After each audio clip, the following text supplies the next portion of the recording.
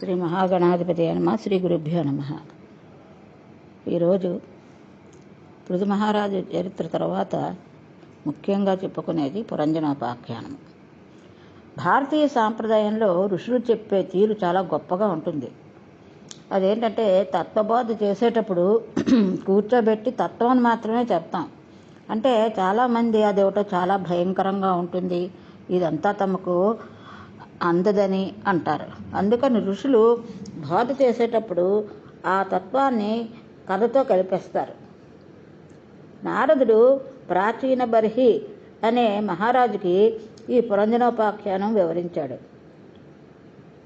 ప్రాచీన బర్హి కేవలము ఈ శరీరం శాశ్వతం అనుకుని, తాను భూమి మీద శాశ్వతంగా ఉండిపోతాననుకుని, తాను ఎటువంటి మార్గంలో సంపాదించినా తన్ను అడిగేవారు లేరు అనుకుని ఒక రకమైనటువంటి అజ్ఞానంతో జీవితాన్ని గడిపేస్తుంటే, చాలా తొందరగా అతనికి జ్ఞానోదయం కల్పించడం కోసమని మహాత్ముడైన నారదుడు ప్రాచీన బర్హికి చెప్పిన కథే పురంజనోపాఖ్యానం.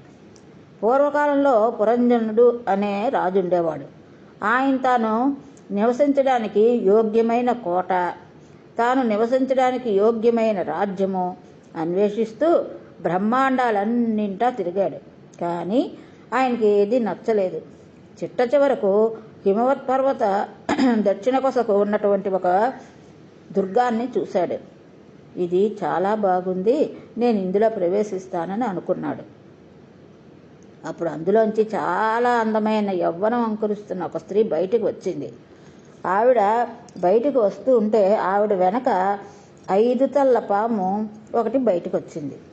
ఆవిడ పక్కనే 11 మంది కాపలా కాసే భటులు వచ్చారు.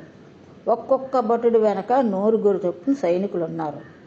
ఆవిడని చూసి పురంజనుడు, నీవు ఎవరు అని ప్రశ్నించాడు. పురంజనుడు తాను ఒక్కడనే ఉన్నానని, తనతో ఎవరూ లేరని అనుకుంటూ ఉంటాడు. కానీ ఆయన వెనక అవిజ్ఞాతుడు అనబడే ఒక మిత్రుడు ఉన్నాడు. అవిజ్ఞాతుడు అంటే ఏంటి? తెలియబడని వాడు అని అర్థం. ఆయన ఎప్పుడూ పురంజనుడు వెనకాతలే ఉంటాడు. కానీ పురంజనుడు ఎప్పుడూ వెనక్కి తిరిగి చూడడు.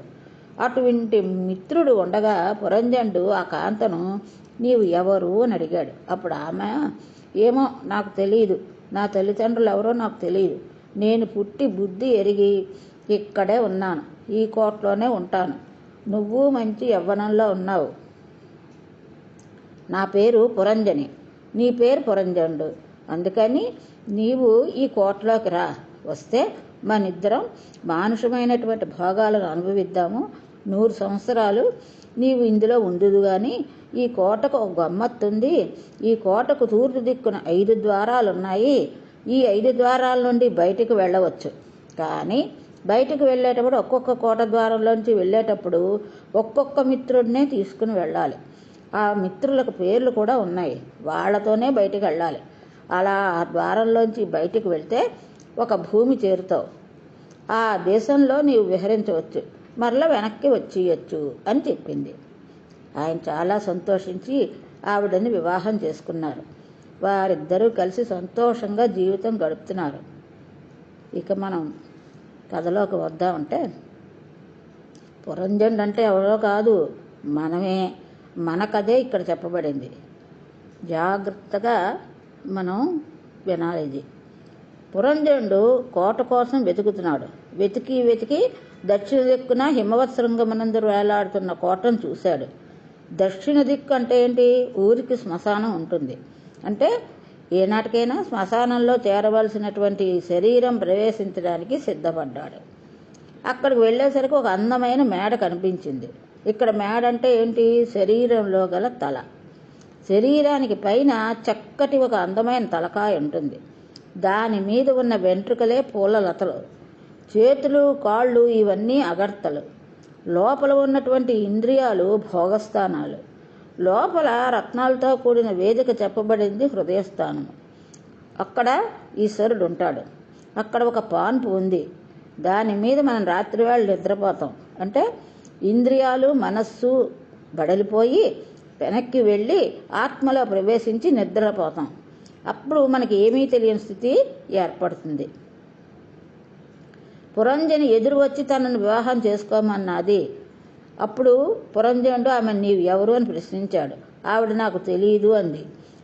ఆ తెలియదన్న ఆవిడే బుద్ధి. ఆవిడని 5 తలల పాము కాపాడుతూ ఉంటుంది. అంటే పంచప్రాణాలు బుద్ధిని కాపాడుతూ ఉంటాయని. ప్రాణ, అపాన, వ్యాన, ఉదాన, సమాన, ఇవి 5 పంచప్రాణాలు. ఈవిడితో పాటు 11 మంది భటులు వచ్చారని చెప్పాం. వారే పంచ జ్ఞానేంద్రియములు, పంచ కర్మేంద్రియములు, మనస్సు. ఈ 11కి ఒక్కొక్కదానికి కొన్ని 100 వృత్తులు ఉంటాయి. ఈ వృత్తులన్నీ కలిపి వారి వెనక భటులు. ఇంతమందితో కలిసి ఆవిడ వచ్చింది. వివాహం చేసుకోమన్నాడు, చేసుకుంది. ఆవిడ ఒక మాట చెప్పింది, ఈ కోటకు తూర్పు దిక్కుగా 5 ద్వారాలు ఉన్నాయి అని. అందులోంచి బయటకు వెళ్ళేటప్పుడు మాత్రం నీ ఒక్కొక్క స్నేహితుడినే పట్టుకు వెళ్ళాలని చెప్పింది కదా. మన అందరం అనుభవించేటటువంటి సుఖాలు ఈ ద్వారాలు. పనులు చేయడానికి మనం అందరం ద్వారంలోంచే కదా బయటికి వెళ్తాం. జీవుడు కూడా వాటిలోంచే బయటికి వెళ్ళి వ్యాపకాలు చేస్తూ ఉంటాడు. తూర్పు దిక్కున ఉన్న 2 ద్వారములే ఈ 2 కళ్ళు. ఈ 2 కళ్ళతోనే జీవుడు బయట ప్రపంచాన్ని చూసి దాంతో సమన్వయం అవుతూ ఉంటాడు. 1వ ద్వారం పేరు ఖజ్జోత, 2వ ద్వారము పేరు అవిర్ముఖ. అవి ఎంత చిత్రమైన పేర్లో చూడండి. ఈ 2 ద్వారాల్లోంచి బయటికి వెళ్ళేటప్పుడు ఒక్కొక్క స్నేహితుడితో వెళ్తాడు. ఒకడు జుమంతుడు, 2వ వాని పేరు మిత్రుడు. జు అంటే కాంతి, మిత్రుడు అంటే సూర్యుడు. మీరు ఈ కళ్ళతో లోకాలను వెలుతురుని ఉన్నప్పుడు మాత్రమే చూస్తాం. అందుకని ఈ కంటితో ఈ 2 మిత్రులని పట్టుకుని విభ్రాజితము అనబడే దేశానికి వెళుతూ ఉంటాడు. వెళ్ళి ఈ లోకానంతటిని చూస్తూ ఉంటాడు. కాబట్టి ఇవి 2 ద్వారాలు. కిందన మరో 2 ద్వారాలు ఉన్నాయి. వాటి పేరు నళిని, నాళిని. ఈ 2 ద్వారాల నుండి బయలుదేరినప్పుడు అవధూతుడనే స్నేహితుడితో వెళ్తాడు. ఇక్కడ 2 స్నేహితులు ఉండరు. అవధూతుడు అంటే తిరుగుతూ ఉండేవాడని. వాయువు, అదే వాయువు అన్నమాట. ఆ వాయువు అనే స్నేహితునితో సౌరభం అనే దేశానికి వెళ్తాడు. అంటే ఈ ముక్కుతో వాసన పీలుస్తూ ఉంటాడు. సౌరభం అంటే ఏమిటి? వాసన. ఈ విధంగా అవధూతుని సాయంతో నళిని, నాళిని గుండా సౌరభం అనే దేశానికి వెళ్ళి వెనక్కి వస్తూ ఉంటాడు. మూడవది ఒకటే ద్వారం. దీని పేరు వక్తము. అంటే ఏంటి? నోరు. ఈ ద్వారాల్లోంచి బయటకు వెళ్ళేటప్పుడు ఒకసారి ఒకే స్నేహితుడిని భుజం మీద చెయ్యి వేసి వస్తాడు. ఆయన పేరే రసజ్ఞుడు. ఒక్కోసారి బయటికి వెళ్ళేటప్పుడు రసజ్ఞుడితో వెళ్ళడు. విపణుడు అనే ఆయన్ని పిలిచి ఆయన భుజం మీద చెయ్యి వేస్తాడు. రసజ్ఞునితో వెళ్ళినప్పుడు బహుదకము అనే దేశానికి వెళ్తాడు. విపణుడితో వెళ్ళినప్పుడు అపణము అనే దేశానికి వెళ్తాడు. రసజ్ఞుడితో వెళ్ళడం అంటే పండు, కాయ, అన్నం, పులిహోర, చక్కెర పొంగలి మొదలైన నోట్లో పెట్టుకుని రుచిని తెలుసుకుంటా. విపణుడు అంటే ఏంటి? విపణుడు అంటే ఆపన్నం చేసేవాడు. ఆపన్నం చేయడం అంటే మాట్లాడడం. పనికిమాలినవన్నీ మాట్లాడుతూ ఉంటాడు.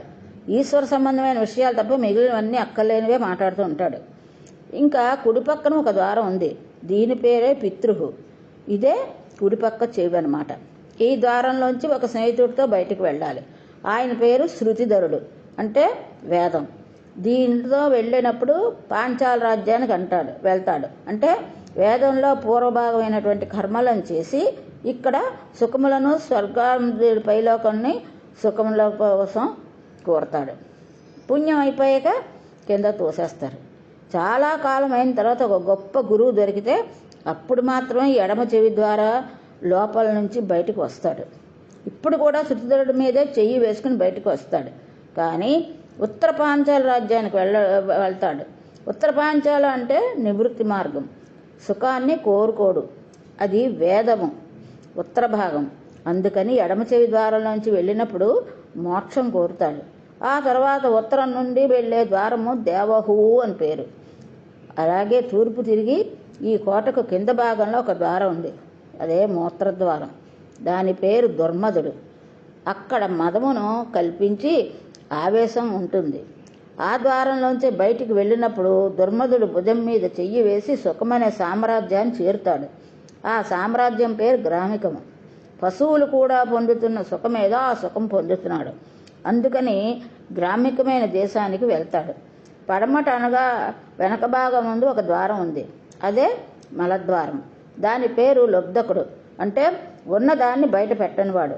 లోపలే కూర్చుంటాడు, బలవంతంగా తోస్తేనే బయటకు వెళ్తుంది, అందుకని దాని పేరు వైససము. అలా 2 రకాలుగా వెళ్తుంది. జీవుడు నేను వెళ్ళను అని ఈ పురమును పట్టు కూర్చుంటాడు, అందులోంచి బలవంతంగా తీసేస్తారు. అంతా పేచీ పెట్టి తన శరీరం మీద, భోగం మీద, తన ఐశ్వర్యం మీద కాంక్ష పెట్టుకున్న వాడిని తరిమి ఇదే శరీరంలో అధోభాగంలో ఉన్న అపానవాయు మార్గం గుండా వెళ్ళిపోతాడు. అలా వెళ్ళిపోతే వైససము అనే భయంకరమైన నరకంలో యాత్ర మొదలు పెడతాడు. ఇన్ని ద్వారాలున్నాయి. ఇవి కాకుండా తన రాజ్యమునందు ఎందరో ప్రజలు ఉన్నారు. అందులో 2 కళ్ళు లేని వాళ్ళు, వారు పుట్టుకతో అందులు. పురంజనుడు వారిద్దరు భుజం మీద చేతులు వేసి వాళ్ళతో కలిసి వెళ్తూ ఉంటాడు. ఒక ఆయన భుజం మీద చెయ్యి వేసి తీసుకువెళ్తూ ఉంటాడు, కళ్ళు లేనివాడు. ఆయన నడిపిస్తే ఈయన నడుస్తూ ఉంటాడు. ఆయన పేరు దిశస్మృత్. రంధ్రములైనటువంటి కాళ్ళు అంటే ఏంటి? కాళ్ళు అవే గుడ్డివి, వాటిని ఎక్కడికి వెళ్ళమంటే అక్కడికే వెళ్తాయి. ఇంకోడు అంధుడి మీద చెయ్యి వేసి వాడు చెప్పినవి చేస్తూ ఉంటాడు, అవే చేతులు. కన్నాలు ఉండవు, వాటిని ఏమీ చేయమంటే అవే చేస్తూ ఉంటాయి. ఇలా తన చేతులతో చేసిన దుష్కర్మాల చేత తానే బంధింపబడుతూ ఉంటాడు. అందుకని 2 గుడ్డి వాళ్లతో తిరుగుతున్నాడు. ఇటువంటి వాడు విషూతుడు అనబడే వాడితో అంతఃపురంలో భార్యాబిడ్డలతో ఎప్పుడు సుఖాలను అనుభవిస్తూ ఉంటాడు. ఇటువంటి వాడు ఒక రోజున గుర్రం ఎక్కాడు. దానికి తన పక్కన 11 మంది సేనాధిపతులను పెట్టుకున్నాడు. అంటే ఏంటి? 10 ఇంద్రియాలు, ఒక మనస్సు, వాటికి ఒకటే కళ్ళం, ఒకటే సారథి. అందుకని ఆ రథం ఎక్కి తాను చంపవలసినవి, చంపకూడనివి వాటిని కూడా చంపేశాడు. అంటే తాను చేయవలసినవి, చేయకూడనివి అన్ని పనులు చేసేశాడు. చంపకూడని వాటిని చంపడం వలన అవన్నీ పగబట్టి ఇనుప కొమ్మలు ధరించి కూర్చున్నాయి. అటువంటి స్థితిలో తిరిగే ఇంటికి వచ్చాడు. భార్యను చూశాడు. అయ్యో, నిన్ను విడిచిపెట్టి వెళ్ళిపోయాను, బాగున్నావా అన్నాడు. ఆవిడ అలకాగృహంలో ఉంది. అంటే ఏంటి? మరల సాత్విక బుద్ధి యందు ప్రవేశించాడు. ఇలా ఉండగా కొన్నాళ్లకి ఆవిడ చాలా పెద్దదైపోతుందేమోనని అనుమానం వచ్చి మెల్లమెల్లగా బుద్ధి యందు స్మృతి తప్పుతోంది. వీరికి అనుమానం రాగానే ఒక రోజున స్నానం చేసి ఉజ్వలం అనే వస్త్రాన్ని కట్టుకుని ఉంది. అబ్బో, మా ఆవిడకి యవ్వనం తరగడం ఏమిటి అని అనుకున్నాడు. మళ్ళీ కౌగలించుకున్నాడు. ఉజ్వలం అంటే తన బుద్ధి యందు తనకు భ్రాంతి, అయినా నా అంతటివాడు నేనే అంటూ ఉంటాడు.